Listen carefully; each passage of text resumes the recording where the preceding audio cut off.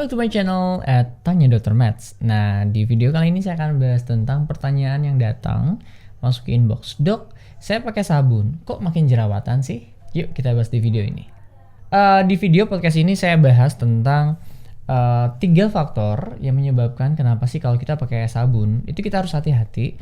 Karena apa? Karena dari sabun tersebut ternyata kok bisa menyebabkan jerawat. Kita akan bahas 3 faktor hal tersebut. Ya, jadi banyak orang berpikir bahwa skincare itu yang penting krim malam, skincare itu yang paling penting serum.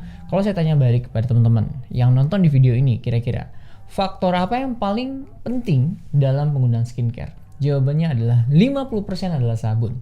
Banyak orang yang kadang-kadang tidak mementingkan, tidak memilih dengan sabun yang tepat bahwa untuk sabun yang dia pakai. Padahal itu adalah faktor yang sangat penting demi keberhasilan saat kita menggunakan skincare. Dan banyak banget orang yang sering jerawatan, beruntus, iritasi, kulit kering padahal udah pakai yang mahal-mahal karena masalah dia salah memilih sabun.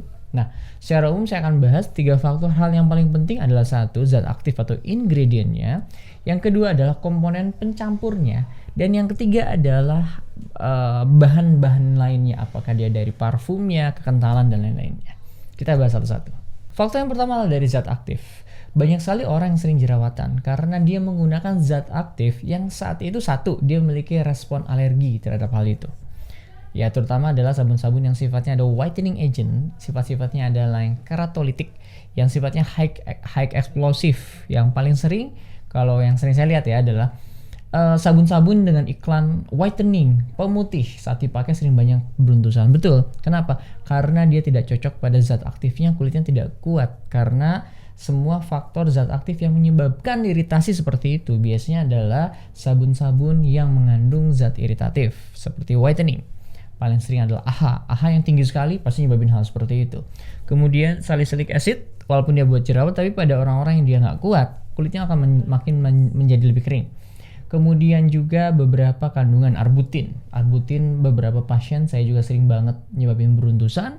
Kemudian sabun-sabun yang sifatnya herbal atau ada zat dari laut yang orang itu alergi ya, kadang-kadang sering muncul juga. Kemudian beberapa zat yang paling sering saya temukan adalah kolagen. Karena kolagen ini pada beberapa orang ada yang cocok, ada yang enggak. Yang cocok dia bagus, kulitnya kencang, kenyal, tapi yang enggak cocok paling sering adalah beruntusan dan jerawatan. Jadi yang paling pertama adalah perhatikan zat aktif pada sabun Anda, gunakan dan cocokkan sabun tersebut pada kulit Anda. Dan salah satu contohnya sederhana, Anda pakai dulu, lihat responnya. Apakah makin kering? Apakah makin jerawatan? Ataukah makin berminyak? Cek hal itu. Yang kedua adalah pencampurnya. Biasanya yang paling sering menyebabkan kenapa sih sabun itu bisa makin berbusa, bisa enggak. Salah satunya adalah dari kandungan yang sifatnya, yang sering kita lihat adalah ada SLS dan non-SLS. SLS ini adalah sodium lauryl sulfat. Ini merupakan sebuah pencampur yang paling sering kita gunakan, yang sering digunakan di bahan industri kosmetik. Pada sabun pembersih, kemudian cleanser, kemudian sabun mandi, dan lain-lain. Dan juga memang kandungan ini adalah kenapa sih paling banyak digunakan? Sederhana, karena ini adalah efektif dan murah. Karena itu ini paling sering digunakan pada produk-produk atau skincare. Dan yang paling disarankan memang yang non-SLS. Nah, terkadang memang non-SLS ini biasanya masalah di budget ya. Jadi nggak mungkin kalau sabun tersebut harganya di bawah 50.000, kemudian dia non-SLS-nya yang high grade banget, jarang sih. Kalaupun ada, dia biasanya pabrikan khusus ke dokter yang memang ambil HPP yang lebih rendah dibandingkan dengan untuk jual ke end customer.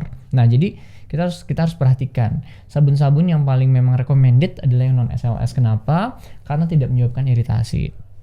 Ada banyak orang yang terlalu over dalam mengklaim SLS bahwa sangat berbahaya untuk kanker. Tapi nggak usah khawatir, sebenarnya SLS ini tidak menyebabkan kanker kok. Belum ada bukti secara real dan secara masif yang sabun yang mengandung SLS ini itu adalah sabun yang terbukti untuk kanker, enggak. Jadi nggak usah khawatir. Tapi kalau misalkan ditanya ke saya, dok mencari yang kayak seperti apa? Mencari yang non SLS karena lebih tidak iritatif dan juga lebih nyaman saat dipakai. Tapi ingat, dia tidak terlalu berbusa dan dia agak licin-licin. Itu biasanya salah satu ciri-ciri sabun-sabun yang seperti itu. Yang ketiga adalah bahan aktif pencampur lainnya adalah seperti parfum. Banyak orang berpikir ketika dia wangi itu sangat aman. Enggak. Karena jujur salah satu parfum, jika memang kita tidak memilih parfum yang tepat pada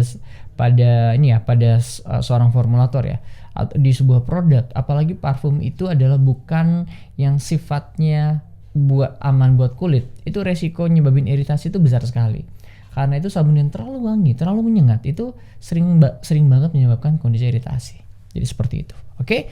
Jadi ketika teman-teman mau memilih sabun, perhatikan 3 hal tersebut, yaitu apa? Zat aktif, pencampurnya, dan zat aktif lainnya seperti parfum.